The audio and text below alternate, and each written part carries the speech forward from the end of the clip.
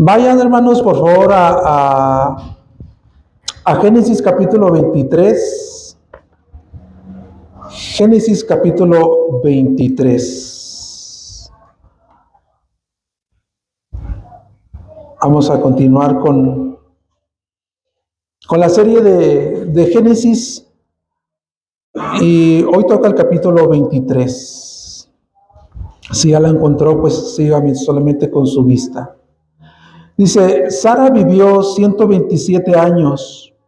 Estos fueron los años de la vida de Sara. Sara murió en Kiriat Arba, que es Hebrón, en la tierra de Canaán. Abraham fue a hacer duelo por Sara, a llorar por ella. Después Abraham dejó su difunta y habló a los hijos de Et: yo soy extranjero y peregrino entre ustedes. Denme esta propiedad, una sepultura entre ustedes, para que pueda sepultar a mi difunta y separarla de delante de mí. Los hijos de Het le respondieron a Abraham: escúchanos, Señor nuestro, usted es un príncipe poderoso entre nosotros. Sepulte a su difunta en el mejor de nuestros sepulcros, pues ninguno de nosotros le negará su sepulcro para que sepulte a su difunta. Abraham se levantó e hizo una reverencia al pueblo de aquella tierra, los hijos de Et, y habló con ellos: si es su voluntad que yo sepulte aquí a mi difunta, separándola delante de mí, escúchenme e intercedan por mí con Efrón, hijo de Zohar, para que me dé la cueva de Macpela, que le pertenece, que está en el extremo de su campo, que en presencia de ustedes me la dé por un precio justo en posesión para una sepultura. Efrón estaba sentado entre los hijos de Et, y Efrón elitita respondió a Abraham: a oídos de los hijos de Het, de todos los que entraban por la puerta de su ciudad. No, señor mío, escúcheme. Le doy el campo y le doy la cueva que está en él. A la vista de los hijos de mi pueblo se lo doy. Sepulte a su difunta. Entonces Abraham se inclinó delante del pueblo de aquella tierra, y a oídos del pueblo de aquella tierra le habló a Efrón: le ruego que me oiga. Le daré el precio del campo, acéptelo de mí, para que pueda sepultar allí a mi difunta. Efrón respondió a Abraham: Señor mío, escúchame, una tierra que vale 400 ciclos, 4.56 kilos de plata, ¿qué es eso entre usted y yo? Sepulte pues a su difunta. Abraham escuchó a Efrón, y Abraham pesó la plata que éste había mencionado a oídos de los hijos de Het: 400 ciclos de plata, medida comercial. Así, el campo de Efrón, que está en Macpela, frente a Mamre, el campo y la cueva que hay en él, y todos los árboles en el campo dentro de sus confines, fueron concedidos a Abraham en propiedad a la vista de los hijos de Het, delante de todos los que entraban por la puerta de su ciudad. Después de esto, Abraham sepultó a Sara su mujer en la cueva del campo de Macpela, frente a Mamre, es decir, Hebrón, en la tierra de Canaán. El campo y la cueva que hay en él fueron cedidos a Abraham en posesión para sepultura por los hijos de Het. Permítame un segundito. Bien, pues estamos avanzando con esta serie, y después de haber escuchado la semana pasada el capítulo 22, donde nos encontramos que Dios prueba a Abraham, donde encontramos que por la gracia de Dios Abraham puede responder en obediencia a este sacrificio que Dios le estaba llamando a hacer, a sacrificar en el monte Moriah a Isaac. Aproximadamente entre el capítulo 22 y el capítulo 23 hay aproximadamente entre 25 años que han transcurrido. La Biblia no menciona mayores acontecimientos en ese tiempo, ¿verdad? Podemos definir que Fue un tiempo en el que Abraham y Sara gozaron plenamente del hijo de la promesa, Isaac, que al momento aproximadamente tendría entre 35 y 40 años. Parece que la vida de Abraham y Sara estaba pasando normalmente. Sin embargo, encontramos el capítulo 23 y nos encontramos con una escena muy terrible, que es la muerte de Sara. Yo he titulado el sermón de esta mañana como La muerte de Sara, una mujer ejemplar. Solamente tengo tres puntos para hablar acerca de la narración del capítulo 23.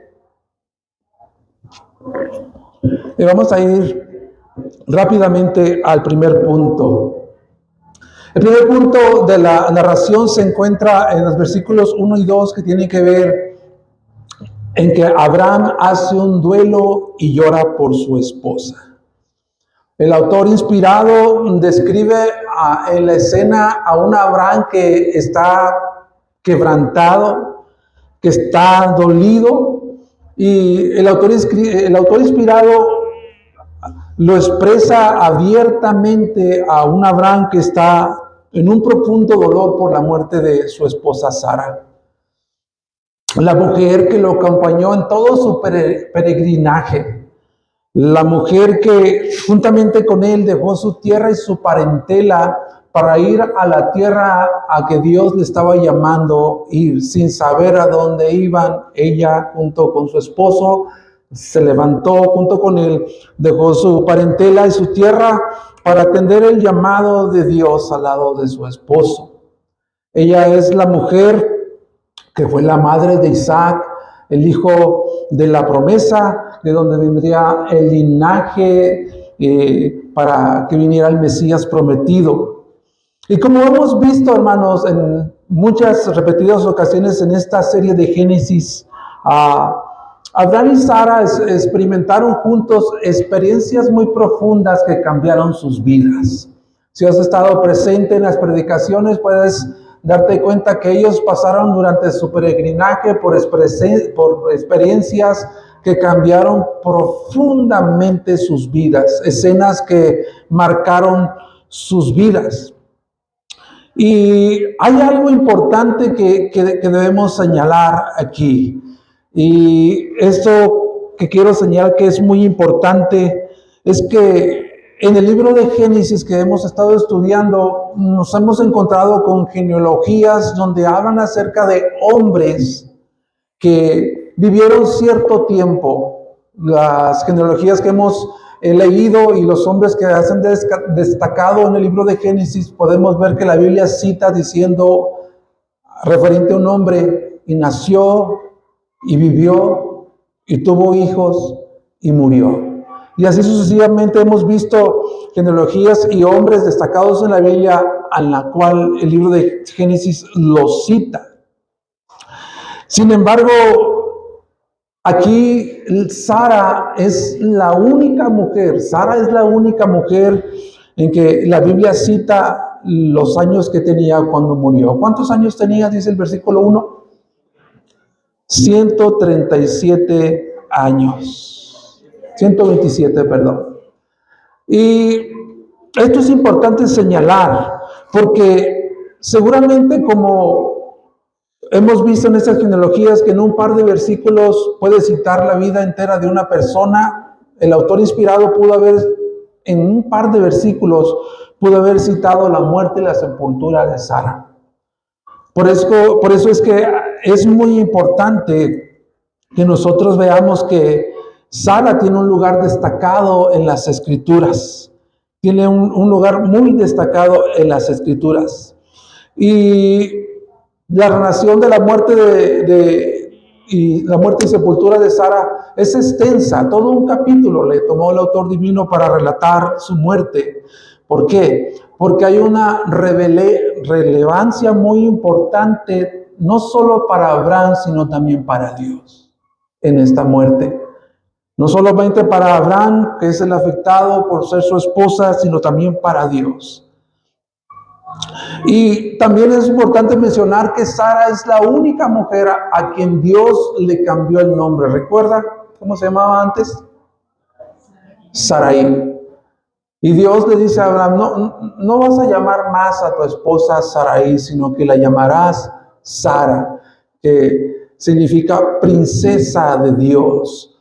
Una princesa de Dios que había sido escogido precisamente por él para que diera a luz el hijo de la promesa y se convirtiera en una madre de todas las naciones. Nosotros conocemos por las costumbres judías de que el nombre que se les asignaba a las personas tenía que ver mucho, tenía que ver en gran manera con el carácter y el propósito de vida de esa persona. Sara, ante los ojos de Dios, fue su princesa, hermanos. Ante los ojos de Dios, Sara fue una heroína. Sara fue una mujer extraordinaria, una mujer de fe. Con eso quiero empezar.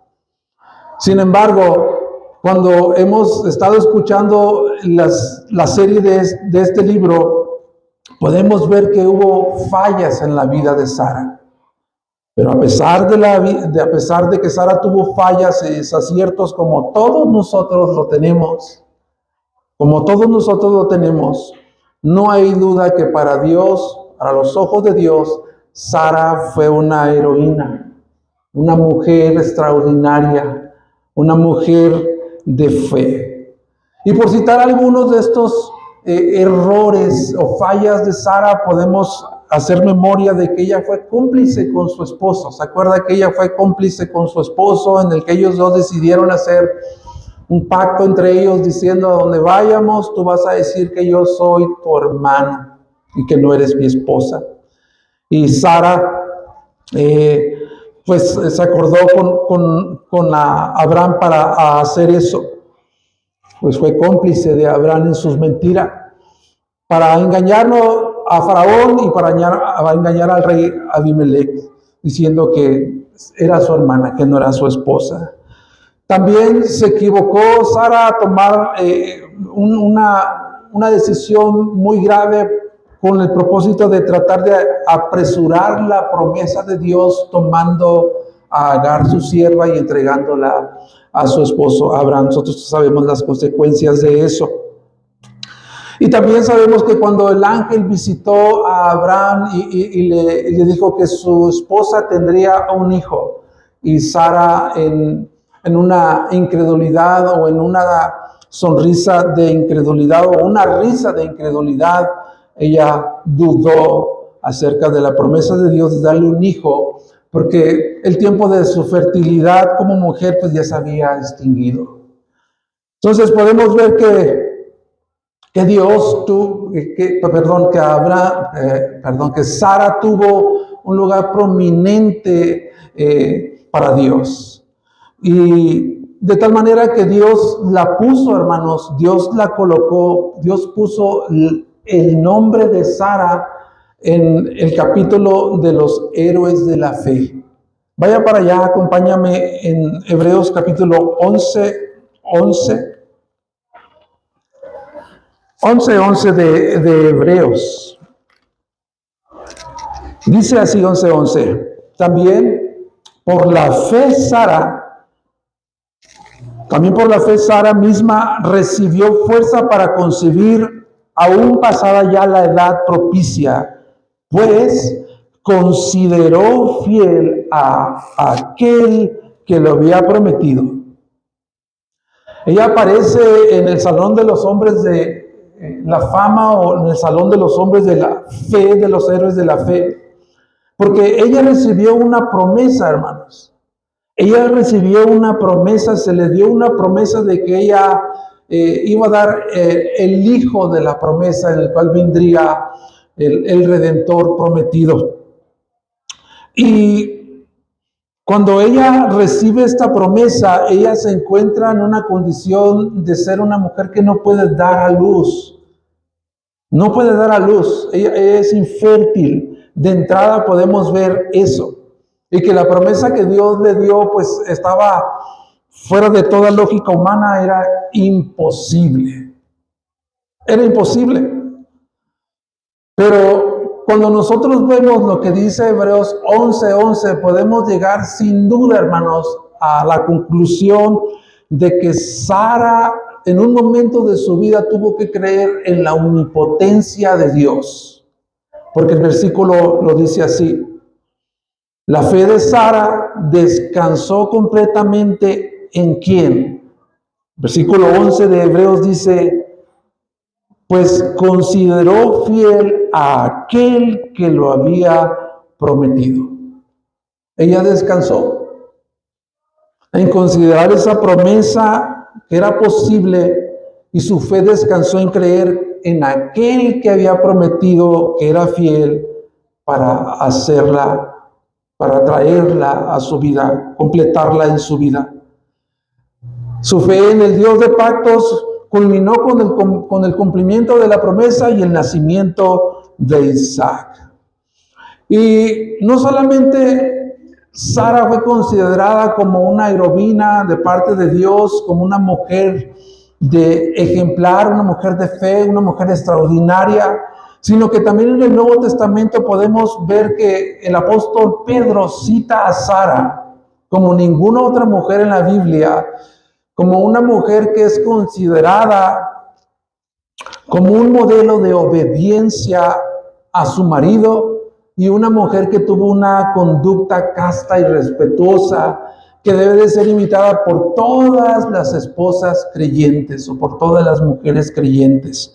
Vaya conmigo rápidamente a Pedro, primera de Pedro, del capítulo 3, versículo 1 al 6.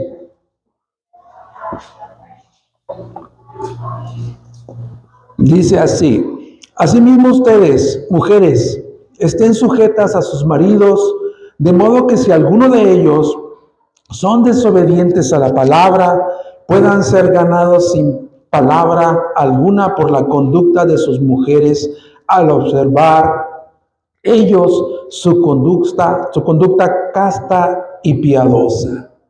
Va a ser un alto ahí para decirles a las esposas que están entre nosotros que tengan maridos que no tengan interés por la palabra de Dios, interés por los caminos de Dios.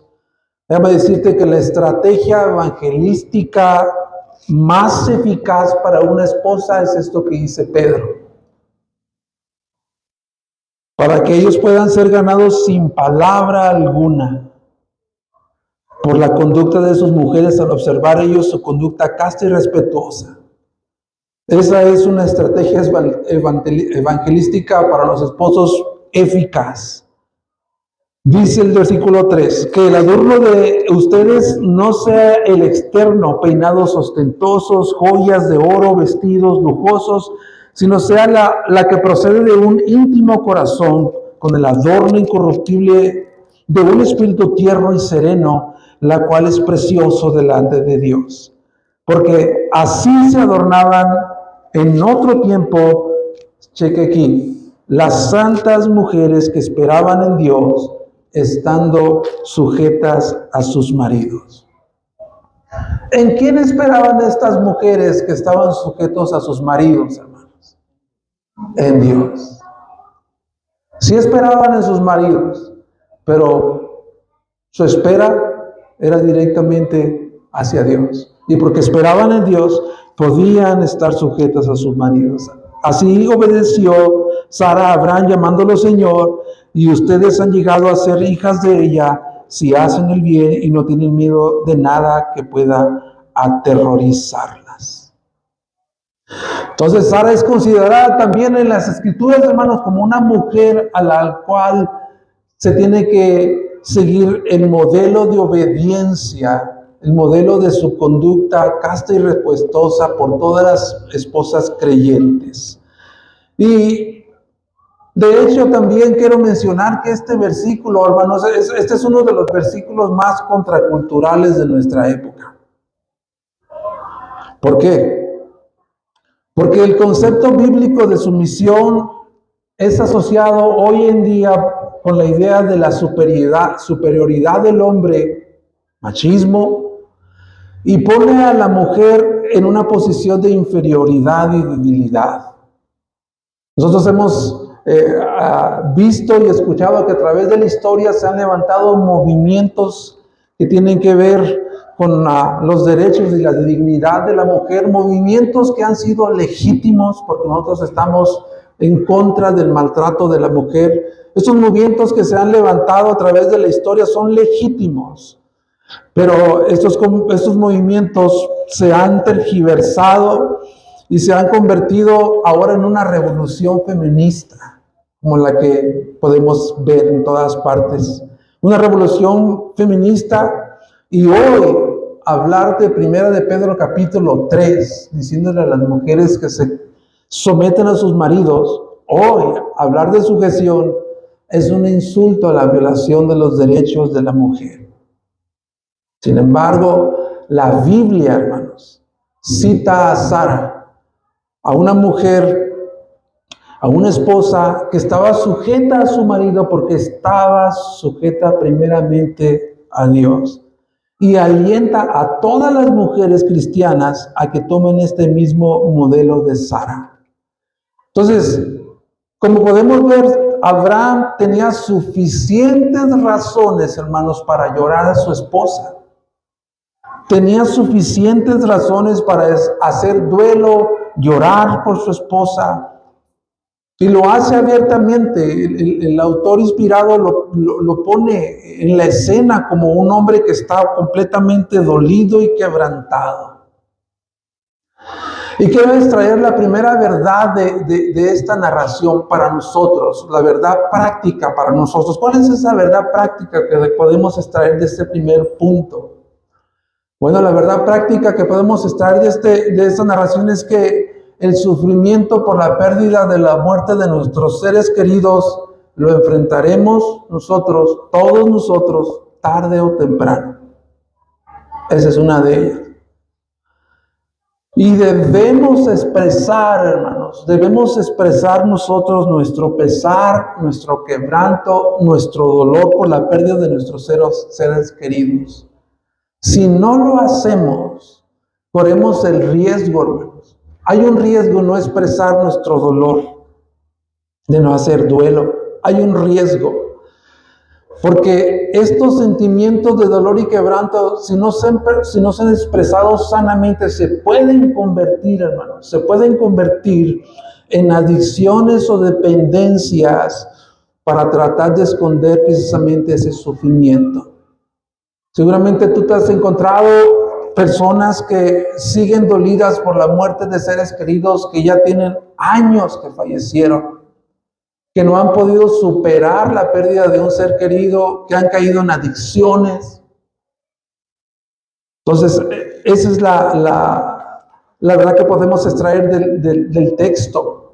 Y no sé cuántos de nosotros hemos podido estar en un velorio de gente cristiana, que muchas veces tenemos la idea errónea de esto, de no expresar nuestros sentimientos.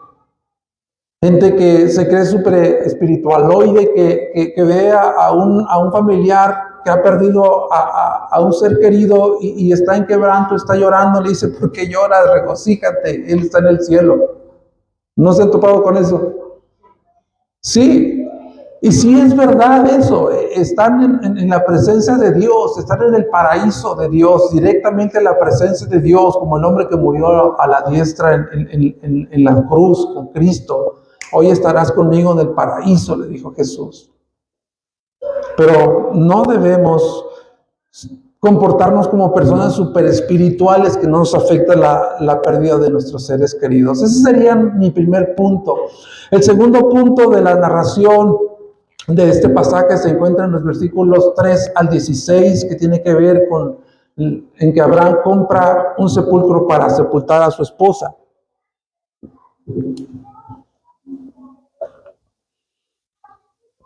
Pero lo que primero observamos es que después de que Abraham hace duelo y llora a su esposa, regresando ahí al capítulo 23, dice que él se levanta, deja a su difunta y él se levanta y va en busca de un sepulcro. Vemos que Abraham no se quedó en ese estado de quebranto y de sufrimiento por la muerte de su esposa, aceptó la muerte de su esposa. Aceptó la muerte de su esposa y continuó adelante con su vida, y como un buen esposo, marido que era, pues se dirigió a buscar un sepulcro que fuera digna de su esposa, su compañera de vida. Va y lo busca.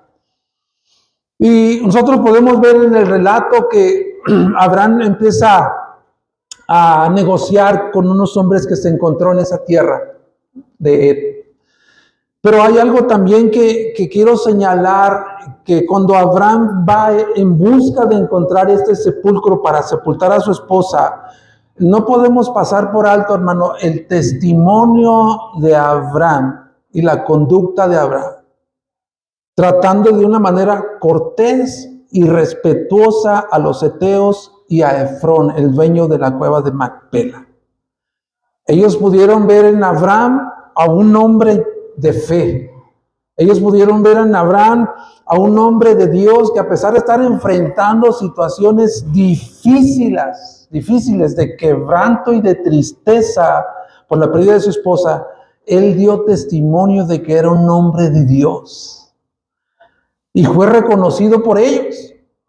Abraham, cada vez que se dirigió a ellos, hacía una reverencia postrándose en el suelo para hablar tanto con los heteos como con Efrón, que era el dueño de la cueva de Macpela. Y ellos reconocieron y ellos dijeron: Señor, tú eres un príncipe poderoso de Dios entre nosotros.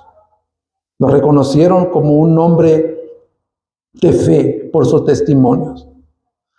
Y también quiero tomar este ejemplo, hermanos, para nosotros, porque los que están allá afuera, hermanos, los que no han creído en el Señor Jesucristo como su suficiente Salvador, y entre ellos están nuestros propios familiares, ellos, la única Biblia que van a poder leer en ocasiones es tu testimonio. La única Biblia que van a poder leer los incrédulos, en los cuales están nuestros propios familiares, es nuestro propio testimonio. Ellos vieron el testimonio de Abraham, hombres que no conocían al Dios de Abraham, hombres que no creían en el Dios de Abraham, pero vieron a Abraham y dijeron: este es un hombre poderoso, este es un príncipe de Dios. El testimonio. Y la Biblia nos dice a nosotros, hermanos, que nosotros debemos mantener un testimonio entre los gentiles. Pedro lo dice: mantengan entre los gentiles una conducta irreprochable. En 1 Pedro 2:12 lo menciona Pedro. Entonces, vemos que hay un ejemplo también, que a pesar de estar pasando por una situación difícil, Abraham sigue dando testimonio en quien ha creído. Abraham sigue poniendo su confianza en Dios. Y eso nos debe hablar a nosotros en tiempos en los que estamos pasando situaciones difíciles, circunstancias adversas. Tenemos que mantenernos, hermanos, como lo que somos. Luz. Ustedes son la luz del mundo, dice Jesucristo, ¿verdad? Él dice: así alumbren vuestras obras, así alumbren vuestra luz, para que los hombres vean sus obras y glorifiquen al Padre. Eso es lo que ocurrió con los heteos y Hebrón. Después vemos que Abraham empieza con un proceso de negociación para la compra y venta de la cueva de Macpela. Este proceso de negociación fue según la época, hermanos. Podemos ver muchas escenas que nos hablan de cómo era la costumbre de esa época. Y lo primero que hace Abraham es ir con unos intermediarios, ¿verdad? Para comprar la cueva de Macpela. ¿Quién eran los intermediarios? Los heteos. Esos fueron los primeros con que Abraham fue para que se pudiera realizar la compra y venta, los heteos, los intermediarios. Pero el dueño de la cueva de Macpela, ¿quién era? Era Efrón. Y Abraham, después de ese proceso de negociación, logra concretar el precio por 400 ciclos de plata por la cueva de Macpela.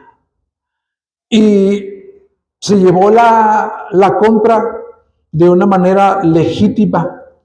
De hecho, el versículo 17, hermano, puede funcionar hoy como como si tú vas con un notario y se te están entregando las escrituras de propiedad. El versículo 17 puede funcionar de esa manera. Fíjate cómo dice: así que el campo de Efrón, que está en Macpela, frente a Mamre, el campo y la cueva que hay en él, y todos sus árboles en el campo dentro de sus confines, fueron concedidos a Abraham en propiedad, a la vista de los hijos de Het, delante de todos los que entraban por la puerta de la ciudad. Funcionan como la entrega de las escrituras de ese entonces, porque ahí este versículo cita la ubicación de la propiedad, las características de la propiedad. Y no solamente eso, sino también una asamblea de comunitarios a las puertas de esa ciudad para darle fe legítima a la compra y venta de esa transacción. Pero, ¿qué nos dice todo ese proceso de negociación por la cueva de Macpela, hermanos? Nos dice algo súper importante. Todo este proceso de negociación sucedió por la sencilla razón de que Abraham en esa tierra era un extraño y un forastero. Él era un extraño y era un forastero. Y tuvo que solicitar permiso a los dueños de esa tierra para que le vendieran un lugar, un sepulcro para sepultar a su esposa Sara. Y el versículo 4, cuando se encuentra con los heteos, él les dice: yo soy extranjero y peregrino entre ustedes. Detente ahí, hermano. Qué paradoja, ¿verdad? Qué paradoja que Abraham era dueño absolutamente de toda la tierra de Canaán. Él iba de un lugar a otro en Canaán, de un lugar a otro, y toda esa tierra Dios ya se la había entregado a él, como posesión a él y a sus descendientes. Sin embargo, Abraham, que era el dueño de toda la tierra, porque Dios se lo había entregado bajo una promesa, la única propiedad que él podía tener legítimamente ante la vista de las gentes que vivían en ese lugar era una tumba que él mismo compró. Qué paradoja, ¿verdad? Volviendo a Hebreos, vaya a Hebreos, por eso nos va a sacar de la duda acerca de lo que estamos diciendo en este momento. Hebreos 11, del 13 al 16, donde está de nuevo los héroes de la fe. Dice, incluyendo a Abraham, Sara, Isaac y Jacob: todos estos murieron en fe, sin haber recibido las promesas, pero habiéndolas visto desde lejos y aceptado con gusto, confesando que eran extranjeros y peregrinos sobre la tierra. Porque los que dicen tales cosas claramente dan a entender que buscan una patria propia. Y si en verdad hubieran estado pensando en aquella patria de donde salieron ellos, de Ur de los Caldeos, ciertamente habrían tenido la oportunidad de volver, pero en realidad anhelaban una patria mejor, es decir, la celestial, por lo cual Dios no se avergüenza de ser llamado Dios de ellos, pues les había preparado una ciudad. Abraham, patriarca Abraham, recibió una promesa. Recibió una tierra en promesa. Y él habitó en esa tierra como un forastero, como un peregrino, viviendo en tiendas, como un nómada, junto con sus descendientes Isaac y Jacob, coherederos de la misma promesa. Y Dios le prometió a ellos la tierra de Canaán, les prometió una descendencia numerosa, pero los patriarcas solo pudieron ver de lejos esa promesa. No la vieron cumplida según Hebreos capítulo 11. Solo la pudieron ver de lejos. Es como cuando tú estás en un lugar y ves que una persona Esperas a una persona que viene hacia ti. Allá la ves a lo lejos acercándose a ti. Abraham vio de esta manera las promesas de Dios. Allá a lo lejos. Las vio acercándose a él y a sus descendientes, pero no las vio cumplidas. No las vio cumplidas. Pero lo que dice este texto es importante, hermanos, porque ellos, Abraham y sus descendientes, no consideraron la tierra de Canaán como su patria. No consideraron esta tierra como su patria, ni tampoco consideraron sus tierras de origen como sus patrias, porque se hubieran regresado a sus lugares de origen. Ellos, sin tener la revelación completa de la palabra de Dios, la revelación escrita completa de la palabra de Dios, Dios les concedió recibir el discernimiento espiritual para entender que lo que Dios les estaba prometiendo no pertenecía a este mundo. Lo dice Hebreos capítulo 11. ¿Qué esperaban ellos? La plena felicidad, la plena gozo en Canaán. No, ellos esperaban una ciudad que tiene un cimiento cuyo arquitecto y constructor es Dios. Anhelaban una patria mejor, es decir, la celestial. La segunda verdad práctica que podemos sacar de esta narración del del capítulo 23, la verdad práctica para ti y para mí, es que al igual que Abraham, todos nosotros los que hemos creído en Jesucristo como su suficiente Salvador, nuestro suficiente Salvador, hemos sido llamados a vivir como peregrinos y extranjeros en este mundo. Regrese a Pedro si tiene su Biblia ahí físicamente, si no, véala ahí en la pantalla. Primera de Pedro 1:17 dice de la siguiente manera: y si pongan como padre a aquel que imparcialmente juzga según la obra de cada uno, condúzcanse con temor durante el tiempo de su peregrinación. Versículo 11 del capítulo 2. Amados, les ruego como extranjeros y peregrinos que se abstengan de las pasiones carnales que combaten contra el alma.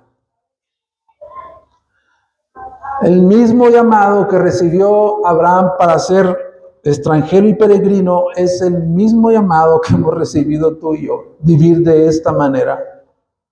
Martín Lutero dijo lo siguiente, hermanocito Martín Lutero dijo lo siguiente: la vida cristiana solo es una noche de alojamiento. La vida cristiana es solamente una noche de alojamiento porque no tenemos aquí un hogar permanente. Eso lo dijo Martín Lutero.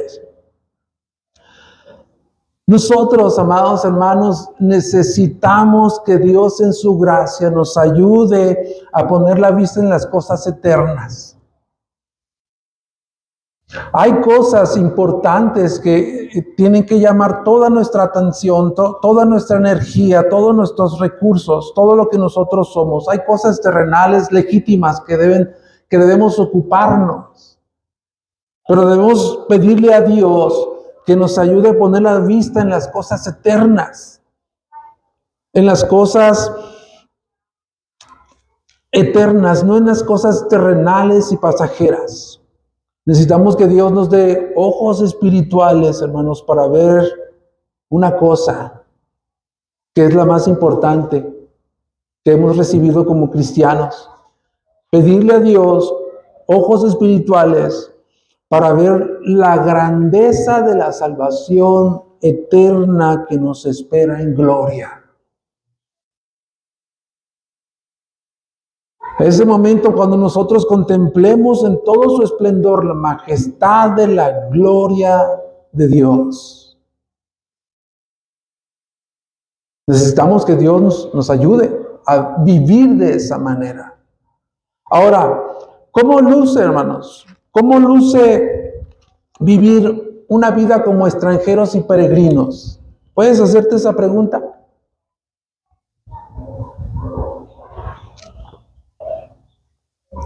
Hay una sencilla respuesta de cómo luce vivir como extranjeros y peregrinos en este mundo. La respuesta es sencilla, hermanos. El estilo de vida.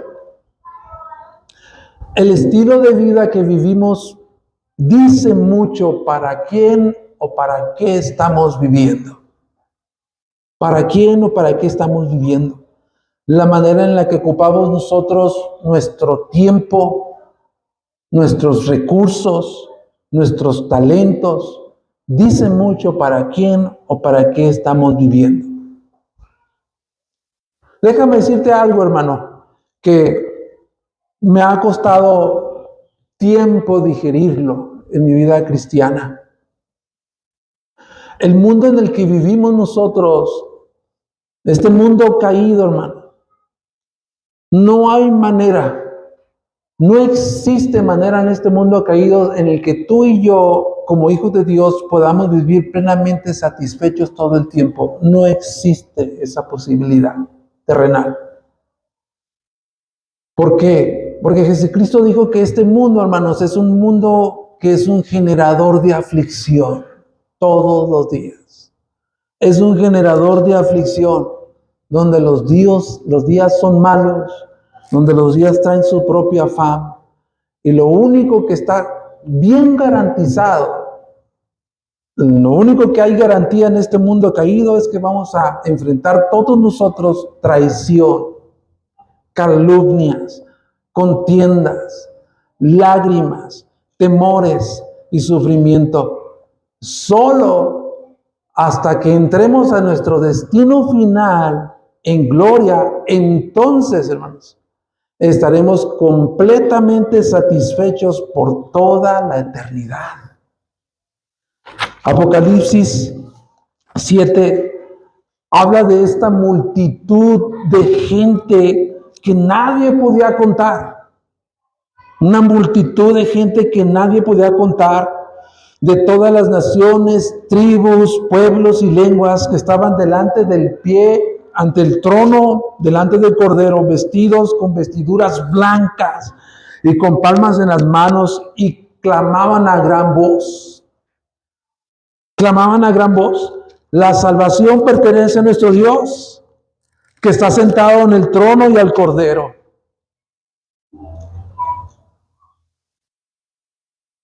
Y el versículo 15 de ese capítulo 7 dice: por eso están delante del trono de Dios y le sirven día y noche en su templo, y aquel que está sentado en el trono extenderá su tabernáculo sobre ellos.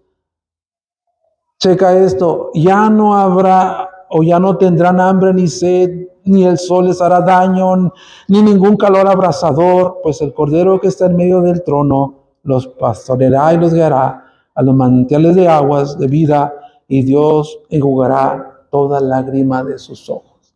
Hasta entonces, hermano, hasta entonces que entremos nosotros a nuestro destino final y crucemos el umbral del tiempo para pasar la eternidad, entonces vamos a poder estar plenamente satisfechos por toda la eternidad, porque vamos a celebrar una cosa: la salvación de Dios. No vamos a celebrar otra cosa más que la salvación de Dios. No vamos a celebrar que yo pude tener muchas cosas terrenales, que pude tener una gran casa, que pude tener muchas cosas. Ellos están celebrando la salvación es de Jehová. La salvación es del Señor. Celebran la salvación. Pregunta: ¿cuántos de los que estamos aquí anhelamos querer llegar allá, hermanos? ¿Cuántos de los que estamos aquí vivimos como peregrinos y extranjeros diciendo: yo no soy de aquí? Yo no pertenezco aquí, porque la Biblia dice que no soy de este mundo. ¿Cuántos vivimos de esta manera? Me viene a la mente cuando yo estaba pequeño junto con mi hermano, que vivíamos en Estados Unidos, muy pequeño, hace ya muchos años. Recuerdo la primera vez que fuimos con mi papá a Disneylandia. Vamos a ir a Disneylandia, dijo. ¡Ay, Disneylandia! El mundo de Disneylandia. Nos trepamos en el carro y recuerdo que íbamos tan ansiosos que digo que en cada momento de ese viaje íbamos preguntando, ¿ya vamos a llegar? ¿Ya vamos a llegar? ¿Y ya vamos a llegar? ¿Cuánto falta? ¿Cuánto falta? ¿Dónde está? Pregunta es, de nuevo, ¿vivimos de esta manera, queriendo llegar allá? Por supuesto que ninguno de nosotros se quiere ir ya, ¿verdad? Es seguro que nosotros no nos queremos ir porque queremos hacer muchas cosas. Sí podemos hacer muchas cosas.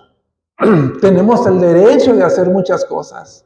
Tener una gran familia que honre y glorifica a Dios.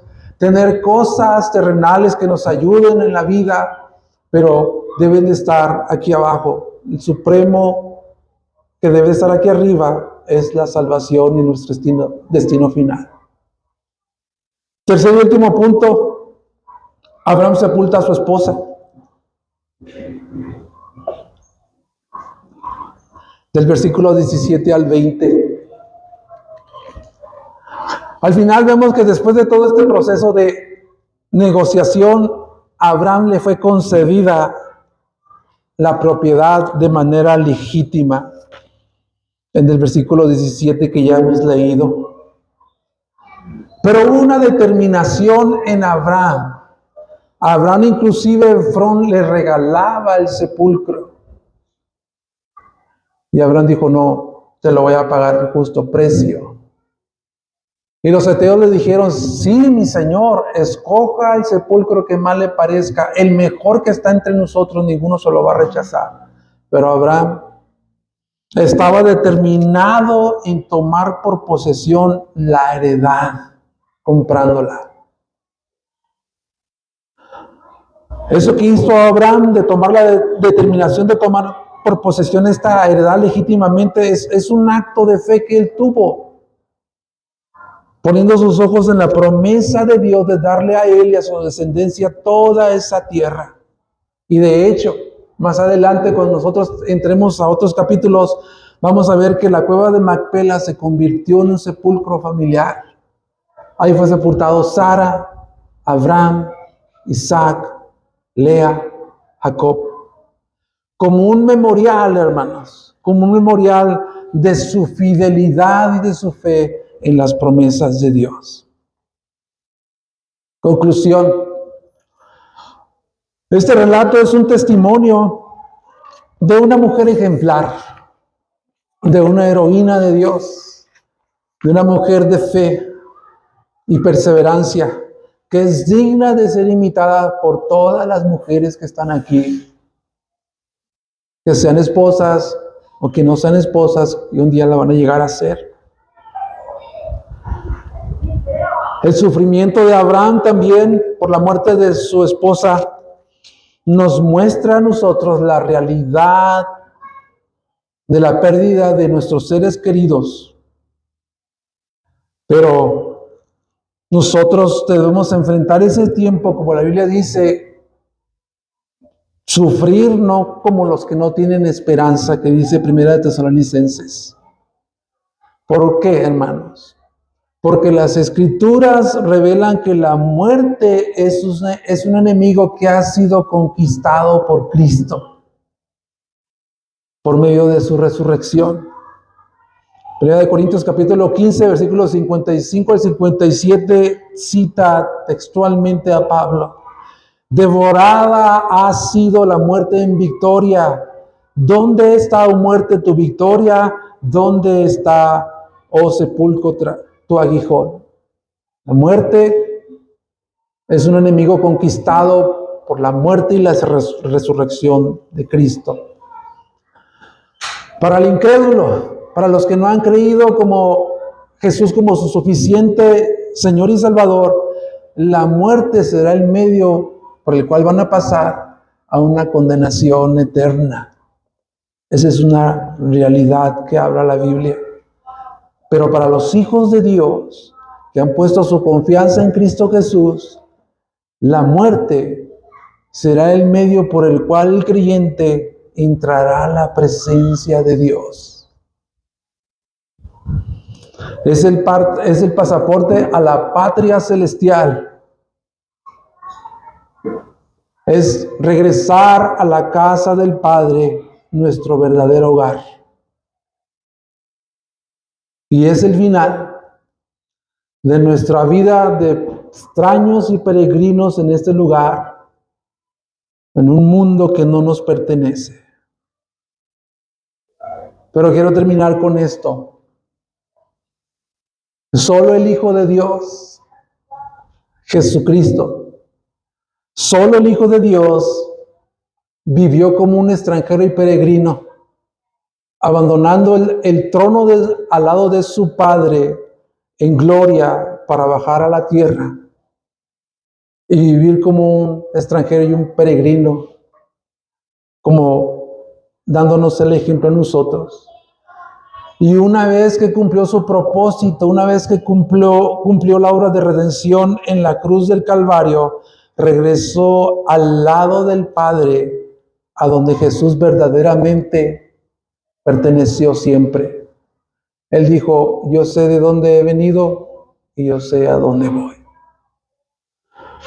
Así que quiero alentarlos, amados hermanos, en esta mañana, a que pongamos la vista en las cosas eternas, no en las terrenales y pasajeras.